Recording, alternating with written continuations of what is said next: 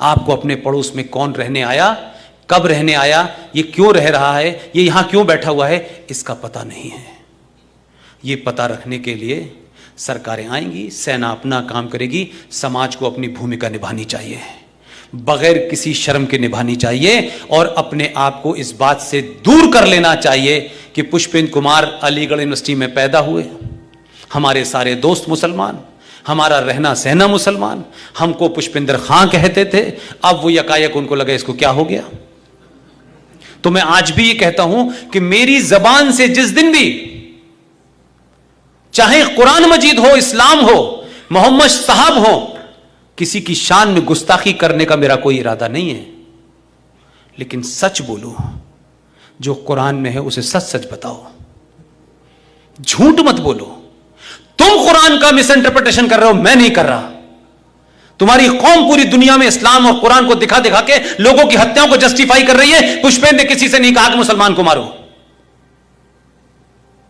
तुम्हें वो काम करने चाहिए थे जो अल्लाह मियां ने बताए थे, जो तुमसे कहा था कि मेरे रास्ते पे चलना। कुरान में तो यहां तक फरमाया गया कि मैंने जो तुम्हें रास्ता बताया है, मैंने दुनिया की हर अच्छी चीज तुमको दी है, तुमको मेरे रास्ते पे चलना है, और जो मेरे रास्ते से भटक जाएगा, बस इससे आगे की लाइन कहूंगा तो मुसलमान डर जाते बेचारे। उन्होंने एक साफ साफ कहा है, आप भी पढ़ लीजिए, कुरान पे सिर्फ ठेका मुसलमानों का नहीं है। आप समझते हैं कि उसके छूते ही कुछ हो जाएगा, मुसलमान आपको छूने नहीं देते कि आप काफिर हैं, नापाक हो जाएगी, और उन्होंने उसे कितना पाक रखा है वो पूरी दुनिया में सबको पता है। आप किताब खरीदिए, उसको पढ़िए, उसकी शान में गुस्ताखी ना हो जाए, उसकी अगर पवित्रता कुछ लोगों के साथ है तो उसको मेंटेन रखिए, लेकिन पढ़ तो लीजिए भाई।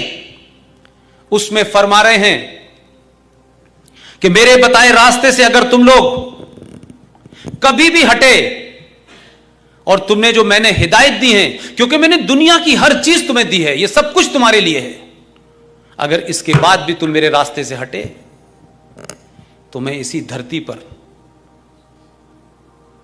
ऐसे लोग भेजूंगा जो तुम्हें मेरे रास्ते पे ले आएंगे। तो 2014 में एक को भेजा है,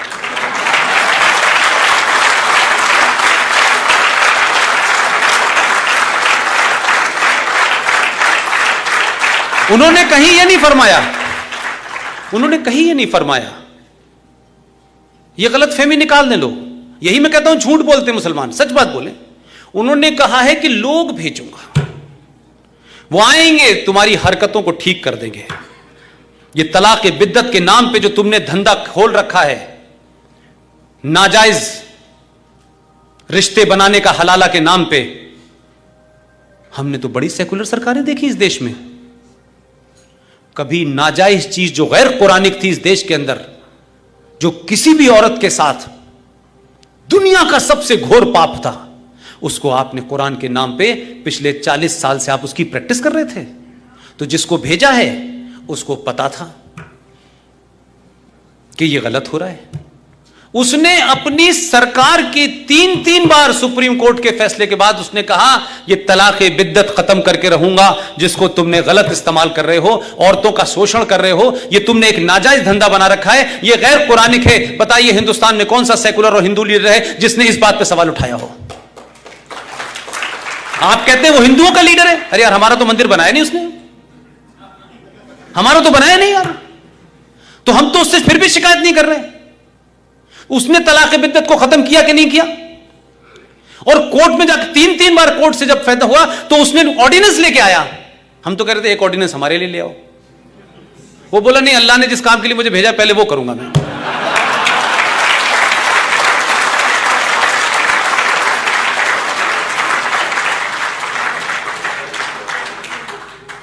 तो ये जो कहा जा रहा है ना, अरे हम तो किताब पढ़ रहे हैं, हम तो काफिर लोग हैं, हम तो मुशरिक लोग हैं, मूर्ति पूजक हैं भाई, हम तो फिर भी कह रहे हैं जो लिखा है हम तो वही कोट कर रहे हैं। हम कुछ तोड़ मरोड़ नहीं रहे, लेकिन हम हजारों करोड़ों उन मुसलमानों से ज्यादा बेहतर हैं जिन्होंने तलाक के मामले में, सरदार जी,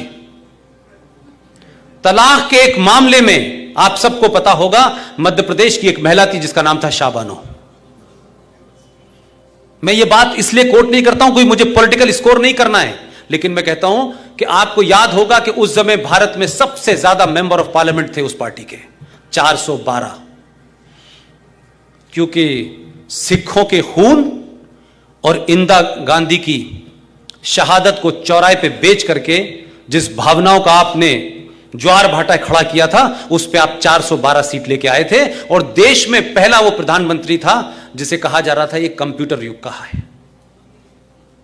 उस 412 एमपी लाने के बावजूद भी 70 साल की वो महिला 24 साल तक दीवारों में सर मारती रही, हर मुसलमानों के दरवाजे गई, वो देवबंद भी गई, वो बरेलवी भी गई, वो अहले हदीस भी गई, जहां जहां जाके उसने कहा कि मुझे 24 साल पहले किसी आदमी ने तलाक दिया है मेरे शौहर ने, मैं 40 साल से घूम रही हूं, मेरी बात को कोई मुसलमानों का संगठन नहीं सुन रहा है, मुझे जो कुरान में तलाक का तरीका है मुझे तलाक दिलवा दो, मैं 70 साल की हूं, मेरे रोजे भत्ते के लिए कुछ पैसा मुझे दिलवा दो। किसी मुसलमान की दुकान ने, ये जो घूम रहे हैं ना चारों तरफ सुबह से लेकर शाम तक, छोटी दाढ़ी बड़ी दाढ़ी, गोल टोपी, पजामा ऊपर नीचे कुर्ता, जाने क्या क्या करते हैं, लेकिन किसी ने उसको हक नहीं गलवाया उसको।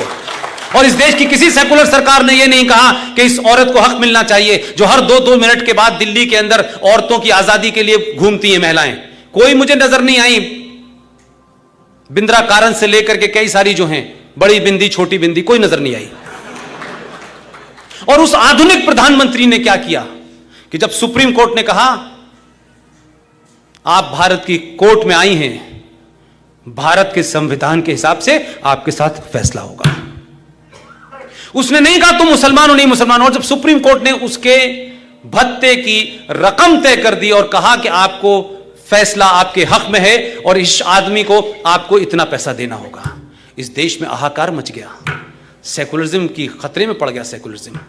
फौरन उस 412 सीटें जीतने वाले राजीव गांधी ने सुप्रीम कोर्ट के उस फैसले को दंगाई और आतंकी मुसलमान के सामने झुक करके उस फैसले को पलट दिया कि उनको मालूम था कि इस देश का मुसलमान जो है वो नाराज हो जाएगा। फैसला बदल दिया।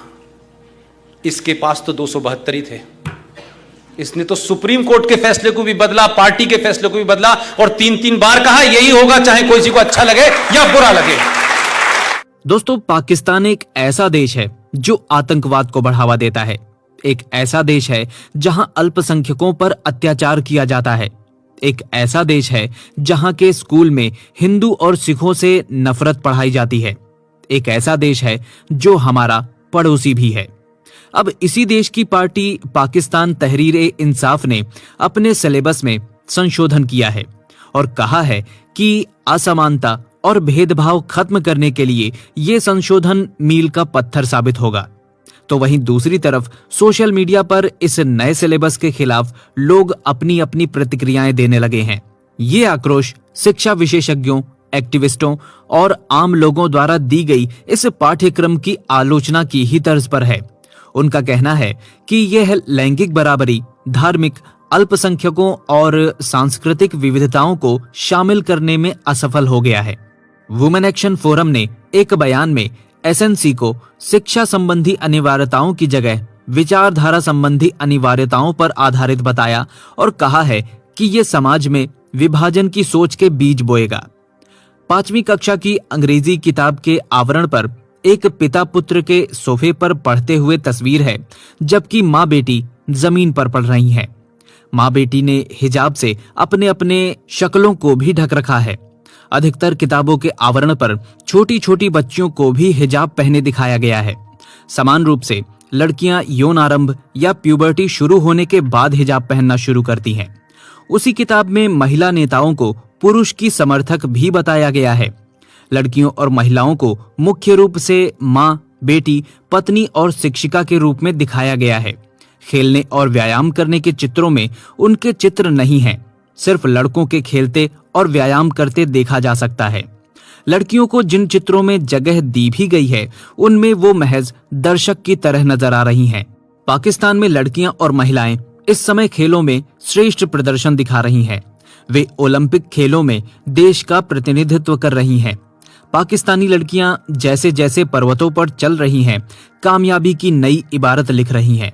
तो किताबें क्यों इन्हें प्रतिबिंबित करने की जगह शारीरिक और प्रतियोगी खेलों से उन्हें बाहर कर रही हैं? आपको याद दिला दे कि कुछ दिनों पहले पाकिस्तान के पीएम इमरान खान ने लड़कियों के खिलाफ बढ़ती हिंसा का जिम्मेवार उनका पहनावा बताया था, जिसे लेकर लोगों का गुस्सा इमरान खान पर फूट पड़ा था। ऐसे में ये भी कयास लगाए जा सकते हैं कि इन किताबों में लड़कियों के लाज और पर्दे के बारे में जो संदेश दिया जा रहा है, क्या वो सरकार के इसी बयान का नतीजा है? इस पूरे विषय पर आपकी क्या राय है, हमें कमेंट में अवश्य बताएं। दोस्तों, वीडियो में बताई गई बातों से अगर आप भी सहमत हैं तो वीडियो को लाइक करने के साथ साथ ज्यादा से ज्यादा लोगों तक शेयर करें, क्योंकि जागरूकता फैलाने से ही फैलती है। और अगर आपने अभी तक हमारे YouTube चैनल अखंड हिंद को सब्सक्राइब नहीं किया है तो अभी सब्सक्राइब करें, क्योंकि आपका साथ भी बहुत जरूरी है। मिलते हैं एक और नई वीडियो में, तब तक के लिए आप अपना और अपनों का ख्याल रखें। वीडियो को अंत तक देखने के लिए आपका बहुत बहुत धन्यवाद। जय हिंद, जय भारत, वंदे मातरम।